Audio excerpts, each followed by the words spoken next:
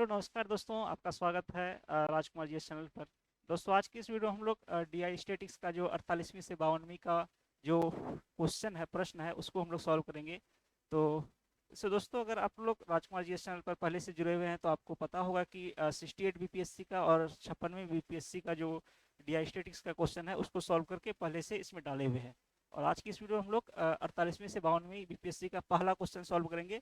और इस तरह से हम लोग सारा क्वेश्चन को सॉल्व करते चलेंगे। दोस्तों, जैसे कि आप लोग जानते होंगे, जैसे कि बीपीएससी है, बीपीएससी एग्जाम में प्रीलिम्स होता है, मेंस होता है और इंटरव्यू होता है। मेंस में जो है, मेंस का जो जीएस पेपर 1 है, इसमें 3 खंड है, सेक्शन ए, सेक्शन बी और सेक्शन सी। तो सेक्शन सी में जो है डीआई स्टैटिक्स आता है, जिसमें कि 4 क्वेश्चन रहता है एग्जाम में। 4 में से हमें 2 क्वेश्चन बनाना होता है, यानी इस तरह से क्वेश्चन आता है 7 नंबर और 8 नंबर। और 7 नंबर में 2 क्वेश्चन रहेगा, क्वेश्चन एक या ऐसे और करके क्वेश्चन दूसरा, या क्वेश्चन ऐसे या क्वेश्चन दूसरा, यानी कि 2 में से एक क्वेश्चन सॉल्व करना है यहाँ पे। और यहाँ पर भी 2 में से एक क्वेश्चन को हमें सॉल्व करना होता है।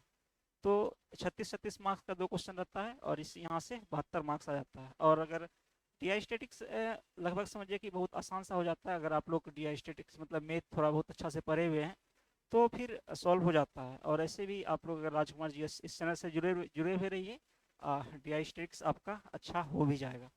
दोस्तों, साथ ही साथ हम लोग इस चैनल पे वीडियो नहीं बना पा रहे थे, लेकिन अब कोशिश करेंगे कि बनाएं। इसमें के ऐसे सेक्शन 1 है, सेक्शन 1 में हिस्ट्री है। तो हिस्ट्री में से देखिए 3 क्वेश्चन हमें बनाना होता है। पहला क्वेश्चन जो है क्वेश्चन नंबर 1, इसमें शॉर्ट क्वेश्चन रहता है, ए बी सी डी, इस प्रकार से शॉर्ट क्वेश्चन है। उसके बाद दूसरा क्वेश्चन है, दूसरा क्वेश्चन में 2 क्वेश्चन में से कोई एक क्वेश्चन हमें बनाना होगा। तीसरा क्वेश्चन है, तीसरा क्वेश्चन में भी 2 क्वेश्चन में से एक क्वेश्चन में बनाना होगा। इस तरह से सेक्शन ए में 3 क्वेश्चन बनाना है, सेक्शन 2 में 3 क्वेश्चन बनाना है, सेक्शन 3 में 2 क्वेश्चन। इस प्रकार से 3 3 6 2 8 क्वेश्चन सॉल्व करना है। 8 क्वेश्चन सॉल्व करना है, 3 आवर टाइम है और 300 मार्क्स है। तो दोस्तों, इस प्रकार से है। तो आइए दोस्तों, हम लोग अब से सॉल्व करते हैं डी स्टैटिक्स का ये क्वेश्चन को।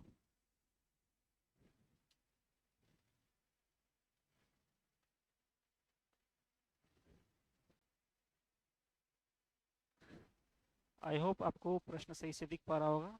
दोस्तों, इसमें देखिए प्रश्न है क्या कि एक गांव में 1000 परिवार है, प्रत्येक परिवार में औसत व्यक्ति की संख्या 5.5 है। दोस्तों, प्रश्न को ऐसे हम लोग देखते चलेंगे, जैसे कि 1000 परिवार है तो देखिए, और औसत व्यक्ति की संख्या 5.5 है। तो कुल व्यक्ति की संख्या कितना हो जाएगा? कुल व्यक्ति की संख्या, कुल व्यक्ति की संख्या कितना हो जाएगा? 1000 गुना 5.5 कर देंगे, यानी कि टोटल कितना हो जाएगा? 5500। तो इस प्रकार से कुल व्यक्ति की संख्या यहाँ से निकल गया। उसके बाद बोल रहा है कि संपूर्ण जनसंख्या में 51% पुरुष है और शेष महिला है। दोस्तों, यहाँ पर देखिए, अगर बोल रहा है कि 51% पुरुष है, 51% पुरुष है, यहाँ पे लिख देते हैं। यहाँ पे हो गया ये कुल टोटल,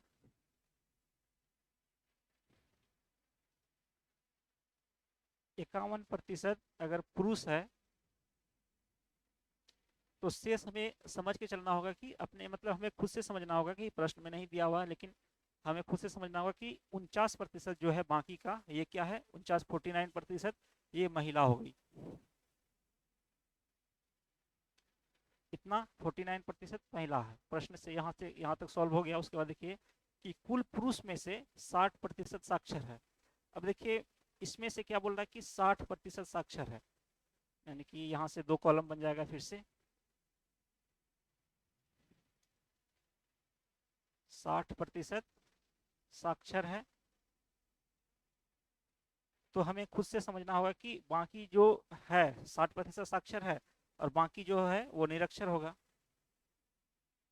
तो 60% साक्षर है, तो उसके बाद 40% क्या है? निरक्षर हो जाएगा, शेष निरक्षर है। उसके बाद बोल रहा है कि गांव में साक्षर महिलाओं की संख्या 1150 है। यहाँ पर देखिए, महिला में भी साक्षर निरक्षर हो जाएगा, साक्षर और निरक्षर।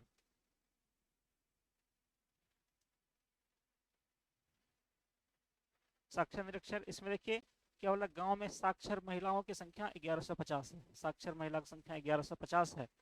उसके बाद निरक्षर का हमें खुद से निकालना होगा।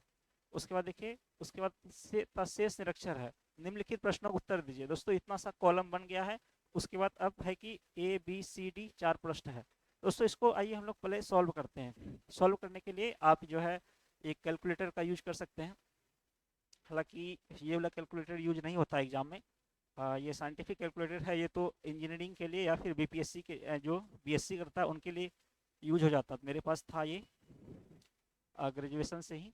तो उसके बाद एक सिंपल कैलकुलेटर आता है, उसको आप लोग यूज कर सकते हैं, एग्जाम में भी वो अलाउड है। दोस्तों इससे देखिए यहाँ बोल रहा है कि 5500 है, 5500 है टोटल, 5500 का 51% निकालना है। यानी कि देखिए 5500 का 51% हमें निकालना है।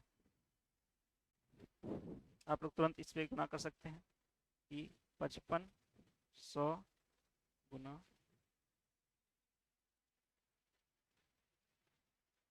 तो ये हो जाएगा, हो रहा है 2805, 2805। तो देखिए दोस्तों यहाँ पर, तो देखिए ये हो जाएगा 2805 हो गया, यानी कि 51% इतना हो गया। अब देखिए 49% भी निकाल दीजिए। देखिए 5500, ऐसे भी इतना में से इतना घटा दीजिएगा तो बस बात वही पहुंच जाएगा, 49% निकल जाएगा। देखिए 5500 माइनस 2805, यानी ये आ गया 2695, यानी कि इतना महिलाओं की संख्या निकल गया, पुरुष और महिला की संख्या निकल गया। उसके बाद दोस्तों देखिए बोल रहा है कि 60% साक्षर है। अब देखिए यानी कि 2805 जो है 2805, इसका हमें 60% निकालना है।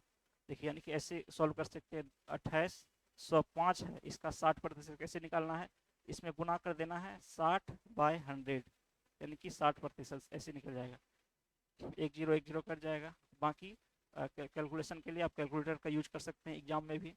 2805 गुना 6, ये सॉल्व करने पर ये आ रहा है कि 1683, यानी कि 1683 इतना आ जाएगा। उसके बाद बोल रहा है कि 40% निरक्षर है। तो इसी में से या तो देखिए, या तो यहाँ पर आप 2805 का 40% निकाल दीजिए, या ये कर सकते हैं कि 2805 में से अगर आप इतना को घटा दीजिएगा 1683, तो बात वही पहुंचता है।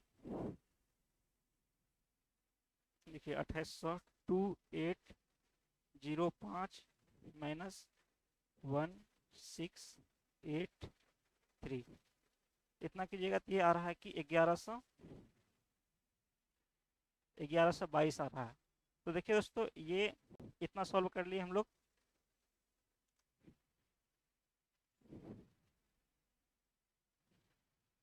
उसके बाद देखिए दोस्तों यहाँ पे महिलाओं की संख्या हम लोग निकाले हैं, 2695 है महिलाओं की संख्या। उसके बाद दोस्तों दिया हुआ है कि साक्षर की दिया हुआ है कि कितना है, 1150 है।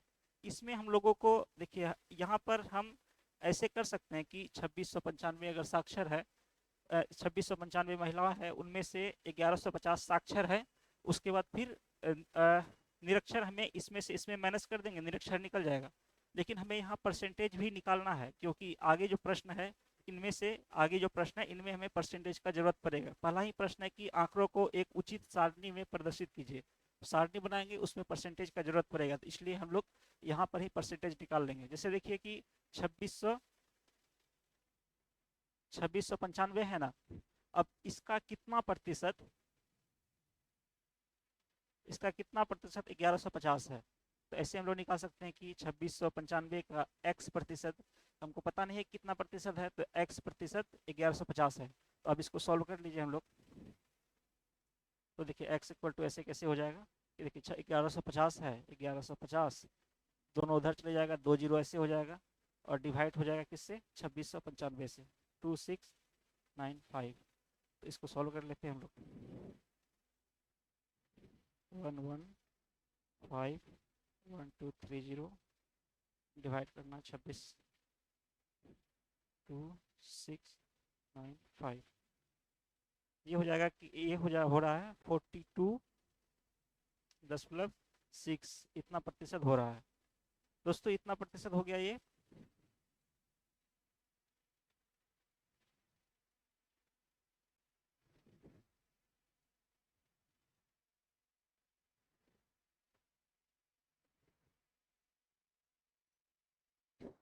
अब देखिए निरक्षर का भी हम लोग निकाल लेंगे। देखिए 2695 में से 1150 प्ले घटा देते हैं, कितना हो गया, 5 में से 0 गया, 5 हो गया, 9 में से 5 गया 4, 6 में गया 5, 2 में गया 1, 1545 इसका संख्या हो जाएगा, 1545। और देखिए परसेंटेज भी निकाल लेंगे। अगर देखिए 42.6% ये है तो कितना हो जाएगा, देखिए कोई भी संख्या देखिए हमको यहाँ पर एक कन्फ्यूजन में नहीं रहिएगा। जैसे देखिए यहाँ 49% जो है, या देखिए यहाँ पर से 51% है, तो इस 51% का 60% नहीं निकालना, 51% जो संख्या निकला है इसका 60% निकालना है। उसी प्रकार देखिए यहाँ जो ये 49% है, ऐसा नहीं करना कि 49 में से 42 घटा देंगे और यहाँ पे जितना परसेंटेज आ जाएगा उतना लिख देंगे, वो गलत हो जाएगा। यहाँ 49% का जो संख्या निकला हुआ है इसका 42% 1150 है। तो अब देखिए कोई भी संख्या अपने आप में 100% होता है, तो यहाँ पे हम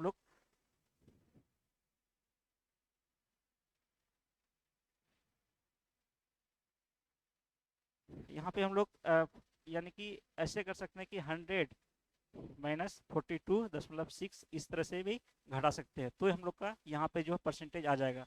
या फिर दूसरा तरीका ये है कि इसका 2695 का x% x/100 इक्वल टू कितना आया है, 1545 आया है। तो ऐसे भी उत्तर वही आएगा। तो हम लोग डायरेक्ट शॉर्ट में जो पड़ता है, जो एग्जाम में हमें वही करना है ताकि समय हमें बचाना है। तो 100 में से हम लोग माइनस कर देते हैं, कितना है 42.6, ये हो गया 57.4 हो गया, 57.4 हो रहा है यहाँ पर। उसके बाद देखिए और बाकी का कैलकुलेशन अब हम लोग करते हैं। अब इतना हम लोग का सिर्फ अभी डेटा बना है, अब हम लोग क्वेश्चन को सॉल्व करेंगे, प्रश्न को।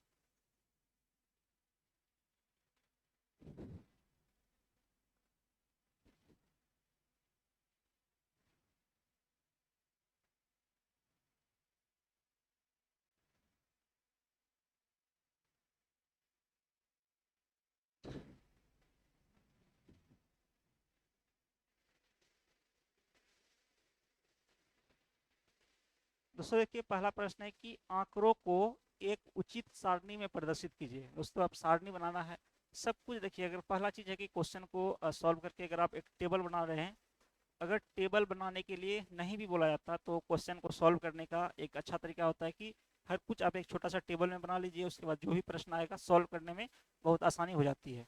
तो इसमें देखिए बोल रहा है कि आंकड़ों को एक उचित सारणी में प्रदर्शित कीजिए, तो आइए इसको हम लोग एक सारणी में बनाते हैं।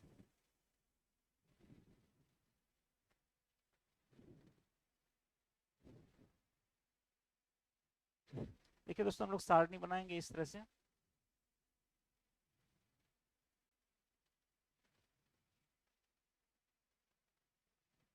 क्वेश्चन नंबर ए है, सारणी में देखिए सबसे पहले क्या लिखना है कि देखिए सबसे पहले व्यक्ति है यहाँ पर, कि व्यक्तियों की बात कर रहे हैं हम लोग, तो यहाँ पर हो जाएगा व्यक्ति हो जाएगा। उसके बाद देखिए डब्बा डाल देंगे ऐसे। उसके बाद देखिए साक्षर और निरक्षर की बात हो रहा था, तो देखिए साक्षर और निरक्षर ऐसे लिख देना है। उसके बाद दोस्तों हर जो भी सारणी बनाएंगे हम लोग, उसमें एक साइड की तरफ कुल, यानी इधर से आया हुआ टोटल टोटल यहाँ पे लिखेंगे। उसके बाद ऊपर से आया हुआ कुल नीचे भी लिखेंगे, क्या कि इसका जरूरत पड़ेगा हमें बाकी क्वेश्चन सॉल्व करने में, क्योंकि एक प्रश्न में से ही 1 2 3 4 तीन चार क्वेश्चन दिया रहता है। तो यहाँ पे हम लोग कुल लिख देते हैं ऐसे।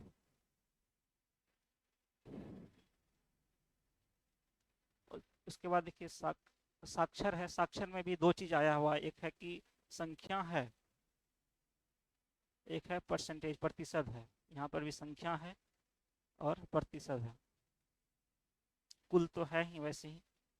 तो इसको यहाँ से डाल देते हैं ऐसे।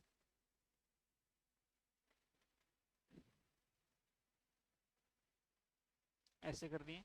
उसके बाद दोस्तों व्यक्ति में क्या क्या था, व्यक्ति में सिर्फ पुरुष और महिला ही था, दो ही चीज, पुरुष और महिला।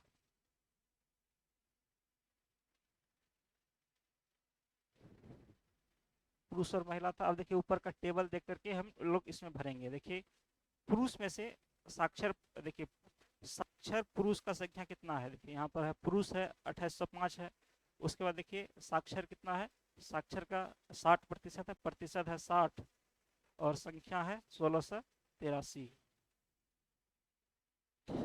उसके बाद देखिए, अच्छा निरक्षर है यहाँ पर निरक्षर में देखिए कितना है, 60% था, इधर 40% हो जाएगा, और यहाँ पर कितना हो जाएगा, संख्या 1122 है। तो इस प्रकार से लिख दिए। उसके बाद देखिए महिला में भी अच्छा यहाँ पे है, महिला में कितना है, क्या साक्षर कितना है, 1150 है। महिला में साक्षर 1150 है। प्रतिशत कितना है, 42.6 है। और निरक्षर में 1545 है, 1545 है। और देखिए 57.4% है, 57.4% है। इतना ठीक है। उसके बाद देखिए अब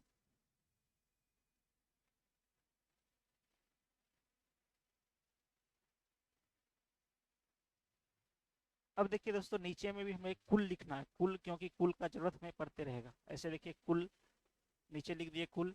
उसके बाद सबको टोटल को जोड़ना भी है यहाँ पर, और जोड़ने के लिए आप कैलकुलेटर का यूज कर सकते हैं। देखिए टोटल ऐसे भी कुछ चीज, कुछ संख्या देखिए यहाँ पर साक्षर संख्या है, इतना है, इतना है। इनमें से देखिए ये तो कुल हमें पता था ही, इधर गया प्रीव्यू। यहाँ पर देखिए कुल पुरुष का संख्या कितना है, 2805 है।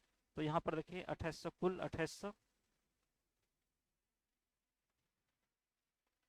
2805 कुल संख्या है। प्रतिशत देखिए यहाँ पता है हमें, 51%, कुल 51% था ही।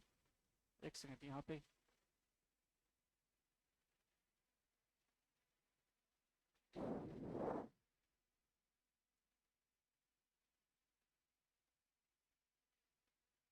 एक सेकंड यहाँ पे 51%, इसको नहीं लिखना है हमें भी। देखिए यहाँ 2805 हो गया, ये कुल संख्या हो गया। ये कुछ गलती कर रहे हैं क्या, 325, अच्छा कुल पुरुष की संख्या। अच्छा कुल दोस्तों यहाँ पर देखिए एक थोड़ा सा गलती कर दिए थे हम, कि कुल पुरुष की संख्या यहाँ हो जाएगा, क्योंकि देखिए पुरुष का सीधा में साक्षर यहाँ है, निरक्षर यहाँ है, तो इसका कुल संख्या यहाँ पर हो जाएगा 1683, और 1122 यहाँ पे हो जाएगा 2805। ऐसे भी जोड़ लीजिए, 3 2 5 है 8, 2 10 के 0। हाँ इसका कुल इधर हो जाएगा, और कुल महिला की संख्या यहाँ हो जाएगा। महिला की संख्या कितना है, 2695 है, तो यहाँ पर 2695 इस तरह से हो जाएगा। उसके बाद दोस्तों कुल है यहाँ पर। अब देखिए यहाँ पर जो है पुरुष और महिला का संख्या, इस दोनों को जोड़ने पर यहाँ जितना टोटल व्यक्ति था कितना था, 5500 था। इसको टोटल जोड़ने पर 5500 आ जाएगा। देखिए 5 5 10 के 0 से 1 9 1 10 के 0 से 1 8 8 1 9 9 15 5 2 2 4 1 5, हाँ इतना हो जाएगा कि टोटल संख्या, जो टोटल गांव में टोटल व्यक्ति की संख्या था 5500, इतना हो जाएगा। अब इसको हमें जोड़ना है, ये जो साक्षर निरक्षर है इसको हमें जोड़ना है। देखिए इससे कि कितना है, 1683 1683 1683 प्लस 1150, ये आ रहा है 2833, 2833 आ गया इसका मतलब कि। उसके बाद इसको जोड़ते हैं, यानी कि गांव में अगर पुरुष और महिला दोनों मिलाकर के साक्षर की संख्या पूछा जाए तो इतना साक्षर है। उसके बाद देखिए महिला का प्रतिशत कितना है, मतलब कि साक्षर, अच्छा 60 और 42, टोटल साक्षर का प्रतिशत कितना है, तो 60 प्लस 60 प्लस 42.6, 102%। साक्षर 60%, निरक्षर 40%, महिला में साक्षर। अच्छा इसको हम लोग फिलहाल छोड़ देते हैं। देखिए क्वेश्चन में इसका जरूरत अगर आएगा तो फिर उसको लिखेंगे, नहीं तो फिर नहीं लिखेंगे। 1122 प्लस 1545 2667 2667 इतना आ गया, इतना आ गया। आइए अब दोस्तों ये हम लोग का टेबल बनकर तैयार हो गया कि ये हम लोग का टेबल है। अब देखिए अब क्वेश्चन को सॉल्व करेंगे। अब पूछ रहा है कि पहला क्वेश्चन सॉल्व हो गया, टेबल बनाना था। उसके बाद देखिए दूसरा क्वेश्चन में है कि साक्षरों में कुल कितने प्रतिशत पुरुष हैं। अब देखिए साक्षर में कुल कितने प्रतिशत पुरुष हैं।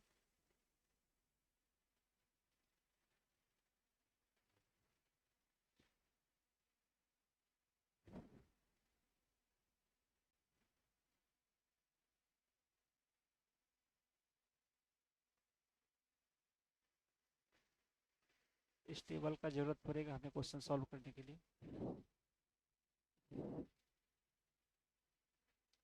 देखिए इससे बी नंबर प्रश्न है, इसमें बोला कि साक्षरों में कुल कितने प्रतिशत पुरुष हैं। देखिए टोटल साक्षर कितना हो गया,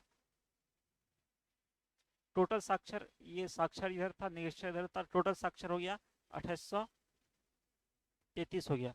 उनमें से पूछ रहा है कि कितना प्रतिशत पुरुष है, तो यानी कि 2833 का x प्रतिशत, कितना प्रतिशत मतलब x प्रतिशत निकाल लेंगे, और पुरुष का संख्या कितना है 1683 है। इसी चीज को आप लोग ऐसे भी बना सकते हैं कि देखिए 1683 डिवाइड बाय यानी कि 2833 इंटू 100, यानी कि देखिए 2833 में से कितना प्रतिशत पुरुष है, तो ऐसे भी निकालिएगा तो आपका आंसर वही आएगा। क्योंकि देखिए ये भी गुना जाएगा इधर में और ये डिवाइड हो जाएगा यहाँ पे, डिवाइड यानी कि बात वही पहुँच जाता है। तो आप ऐसे लिख सकते हैं या ऐसे लिख सकते हैं, जैसे भी है सॉल्व करना है।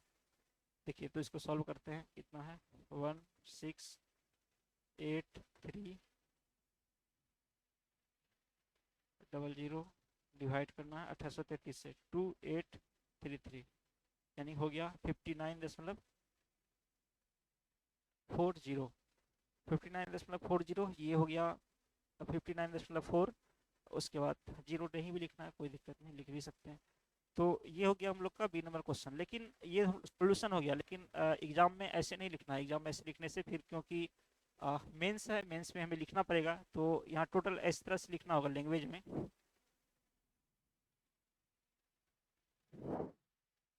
यहाँ पर लैंग्वेज में इस तरह से लिख सकते हैं कि गांव में कुल साक्षर की संख्या, साक्षर की संख्या इतना है, साक्षर की संख्या जितना भी है गांव में इतना है साक्षर की संख्या।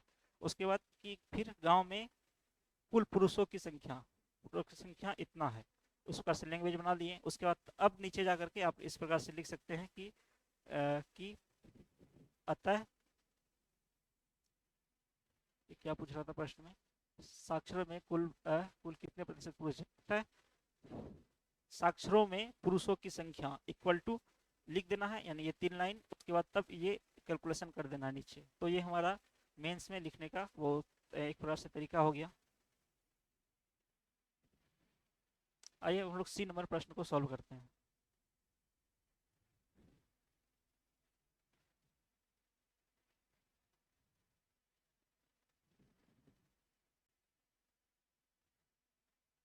सी नंबर में बोल रहा है कि गांव में कितने प्रतिशत निरक्षर है। देखिए पूछ रहा है कि गांव में टोटल कितने प्रतिशत निरक्षर है। तो देखिए गांव में निरक्षर की संख्या कितना है 2626। वैसे ही लिखना, लैंग्वेज को आप वैसे ही लिख दीजिएगा, क्योंकि गांव में कुल संख्या इतना है, तो इतना साक्षर है, तो इतना साक्षर में से कुल में से साक्षर घटा दीजिएगा, इतना निरक्षर है, और अतः निरक्षर की संख्या इक्वल टू, तब आप लोग कैलकुलेशन कीजिएगा। हम यहाँ पर सिर्फ कैलकुलेशन कर दे रहे हैं। देखिए कि बोला कि गांव में कितने प्रतिशत निरक्षर है, तो देखिए कुल संख्या कितना है कि गांव में कुल आदमी की, कुल व्यक्ति की संख्या 5500 है, तो निरक्षर की संख्या कुल कितना है यहाँ है, तो 2667 है। तो 5500 में से 2067 है, प्रतिशत पूछ रहा है, तो यहाँ पे देखिए इस तरह से गुना कर सकते हैं आप, यानी कि 2667 5500 में से 2667 है, इसका प्रतिशत निकालना है, 20 कट जाएगा, 2667 में से 55 भाग दे देना है, 2667 डिवाइड बाय 55। यानी कि 48.49। तो इतना इतना हो जाएगा। उसके बाद देखिए दोस्तों, यानी कि ये हम लोग का आंसर निकल जाएगा। उसके बाद ये हम लोग तीसरा नंबर प्रश्न को सॉल्व करते हैं।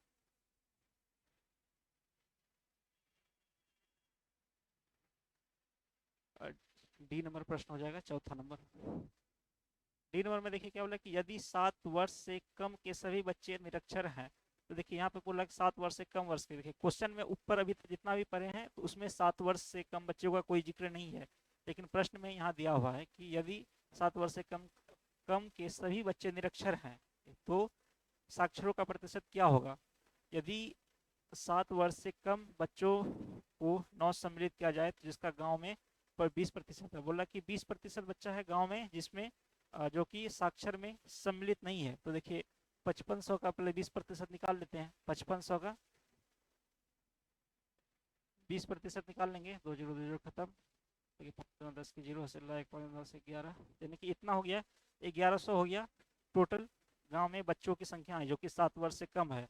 अब बोल रहा कि बच्चे निरक्षर हैं तो गांव में साक्षर प्रतिशत क्या होगा यदि 7 वर्ष से कम बच्चों को सम्मिलित नहीं किया जाए। यानी कि इतना बच्चा को अगर सम्मिलित नहीं करेंगे तब साक्षरों की संख्या कितना होगा। देखिए दोस्तों, इसका 20% हम लोग निकाल लिए, इतना यानी कि बच्चा है 7 वर्ष से कम। अब 5500 में से 1100 घटा देंगे, कितना हो जाएगा, 5 में 11 4, 4400 हो जाएगा। यानी कि अब जो परसेंटेज निकालना है 4400 पर ही परसेंटेज निकालना है साक्षरों का। साक्षर की अब कुल संख्या कितना है, 2833 है। 4400 में से परसेंटेज निकालना है। पहले जो क्वेश्चन में निकाले थे, अगर गांव में कुल साक्षरों की संख्या पूछता तो क्या करते, यानी कि 2833 बटा 5500 गुना 100 मतलब 100। अभी जो कि हम लोग को यानी कि 20% जो है बच्चों की संख्या को घटा करके तब परसेंटेज निकालना है, तो इसको घटा दिए पहले हम लोग। अब देखिए इसमें हम लोग 100 से गुना कर देंगे, 2 जीरो खत्म हो जाएगा। 2833 में 44 से, इसमें थोड़ा सा लैंग्वेज 4-5 लाइन में लैंग्वेज लिखना पड़ेगा। उसी प्रकार से अपने से बना के लिख देना कि गांव में इतना प्रतिशत, चूंकि 7 वर्ष से कम बच्चों की संख्या 20% है तो 5500 का 20% इक्वल टू 1100 हो गया। उसके बाद अब जो है कि 7 वर्ष से कम बच्चों को हटा करके बाकी व्यक्ति की संख्या, तो 5500 में से 1100 घटा देना है, 4400 आ गया। अब उनमें से फिर अब लिखना है कि अब जो है कि निरक्षर यानी कि हाँ, अब ये 7 वर्ष से कम बच्चों को सम्मिलित नहीं किया जाए तब व्यक्तियों की संख्या इतना है। उस प्रकार से आप लोग लिखते हैं, उस प्रकार से लैंग्वेज अपने से बना करके लिखना भी है। उसका देखिए 2833 2833 डिवाइड करना है 4 यानी कि 64% आ रहा है, 64.38% आ रहा है। इस प्रकार से दोस्तों ये था पहला नंबर प्रश्न है। इसी प्रकार से हम लोग जब जब वक्त मिलेगा तो अगला प्रश्न भी इस प्रकार से एक एक प्रश्न को हम लोग सॉल्व करते रहेंगे। उसके बाद फिर और भी ढेर सारा चीज़ें, ढेर सारा टॉपिक्स आ जाती है, जैसे कि एनसीईआरटी का है। उसके बाद अभी हम मेंस का से टेस्ट सीरीज वगैरह दे रहे हैं, तो टेस्ट सीरीज में से मेंस आंसर राइटिंग कोशिश करेंगे, आंसर राइटिंग का भी कुछ टॉपिक पर हम लोग डिस्कशन कर सकें। उसके बाद फिर है कि और भी इससे का कोई मुद्दा हो गया, बहुत सारी चीज़ें हैं क्योंकि सिविल सर्विसेज में हमें ढेर सारी चीज़ें पढ़नी होती है, तो ढेर सारा छोटा छोटा टॉपिक प्रीलिम्स का मेंस का है। तो जब जब वक्त मिलेगा हम कोशिश करेंगे कि छोटा छोटा टॉपिक को लाते रहे आपके सामने और उस पर डिस्कशन करते रहे। अगर आप चैनल पर नए हैं तो चैनल को सब्सक्राइब कर सकते हैं। उसके बाद टेलीग्राम चैनल है। आप DI स्टैटिक्स से रिलेटेड अगर आपको कोई भी प्रॉब्लम है, कोई भी क्वेश्चन है आपके पास, तो टेलीग्राम में राजकुमार GS टेलीग्राम में सर्च कीजिएगा या फिर डिस्क्रिप्शन में लिंक मिल जाएगा। उसको टेलीग्राम पे आपको प्रश्न को भेज सकते हैं, उस प्रश्न को हम सॉल्व कर देंगे। या फिर और भी कोई डाउट हो, प्रश्न हो, आप पूछ सकते हैं वहाँ पर भी। शुक्रिया दोस्तों, मिलते हैं आपसे अगले वीडियो में, तब तक के लिए शुक्रिया, धन्यवाद।